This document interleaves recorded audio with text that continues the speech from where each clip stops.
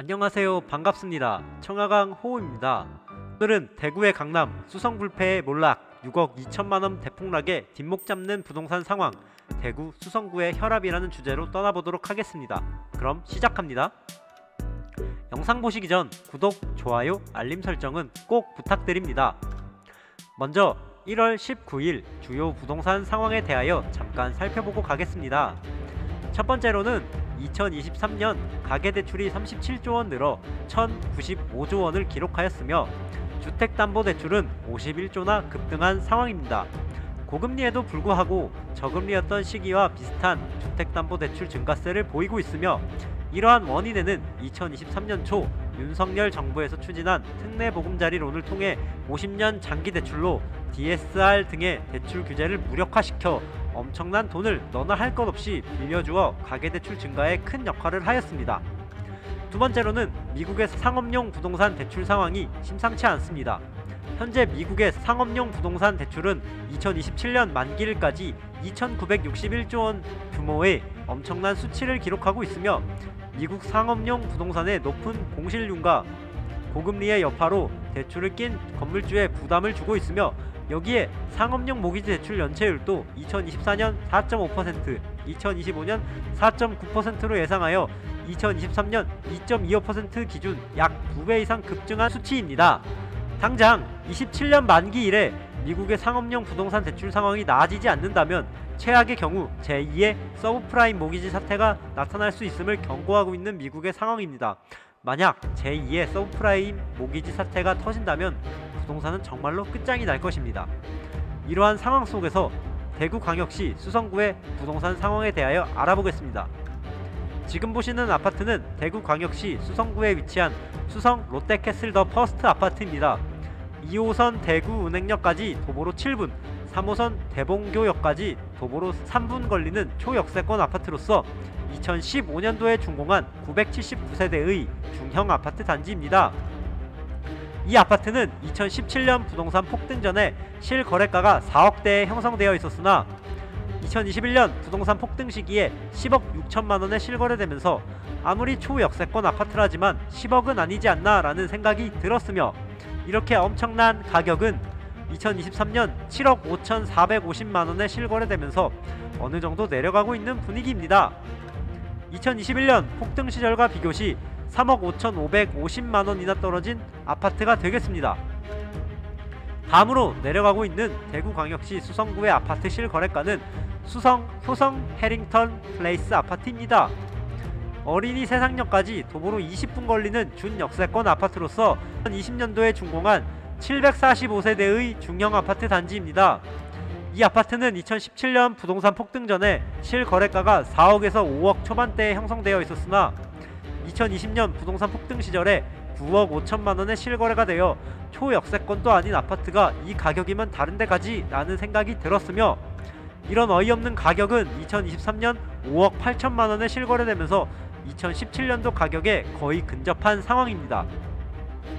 2020년 폭등 시절과 비교시 3억 7천만원이나 떨어진 아파트가 되겠습니다. 다음으로 하락하고 있는 대구광역시 수성구의 아파트 실거래가는 만촌 1차 우방타운 아파트입니다. 담티역까지 도보로 5분 걸리는 역세권 아파트로서 1997년도에 준공한 1224세대의 대단지 아파트입니다. 이 아파트는 2017년 부동산 폭등 전에 실거래가가 4억대에 형성되어 있었으나 2020년 부동산 폭등 시절에 10억 4,700만원에 실거래가 되어 이제 대구 아파트도 서울 가격이랑 비슷하구나 라는 생각이 들었으며, 이렇게 올라버린 가격은 2023년 5억 9,500만원에 실거래되면서 폭락을 거듭하고 있는 분위기입니다. 2020년 폭등 시절과 비교시 4억 5,200만원이나 떨어진 아파트가 되겠습니다. 다음으로 하락하고 있는 대구광역시 수성구의 아파트 실거래가는 만촌 3차 화성파크 드림 아파트입니다. 담티역까지 도보로 2분 걸리는 초역세권 아파트로서 2016년도에 준공한 410세대의 소형 아파트 단지입니다. 이 아파트는 2017년 부동산 폭등 전에 실거래가가 7억대에 형성되어 있었으나 2020년 부동산 폭등 시절에 14억원에 실거래가 되어 약 2배 가까이 폭등한 가격에 거래가 되었으며, 이렇게 폭등한 가격은 2023년 8억 7,500만원에 실거래되면서 미친듯이 내려가고 있는 상황입니다. 2020년 폭등 시절과 비교시 5억 2,500만원이나 떨어진 아파트가 되겠습니다. 다음으로 내려가고 있는 대구광역시 수성구의 아파트 실거래가는 수성 2차 우방타운 아파트입니다.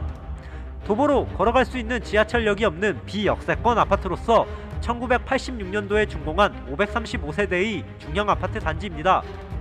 이 아파트는 2017년 부동산 폭등 전에 실거래가가 4억대에 형성되어 있었으나 2020년 부동산 폭등 시절에 14억 3천만원에 실거래가 되어 여기가 서울인지 대구인지 정말 분간이 안 갈 정도였으며, 이렇게 상상 이상의 가격은 2023년 8억 2,500만원에 실거래되면서 제자리를 찾아가고 있는 분위기입니다.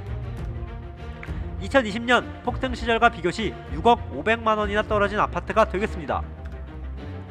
마지막으로 최고의 하락폭을 보이고 있는 대구광역시 수성구의 아파트 실거래가는 만촌 삼정그린코아 에듀파크 아파트입니다. 담티역까지 도보로 5분 걸리는 역세권 아파트로서 2019년도에 준공한 774세대의 중형 아파트 단지입니다.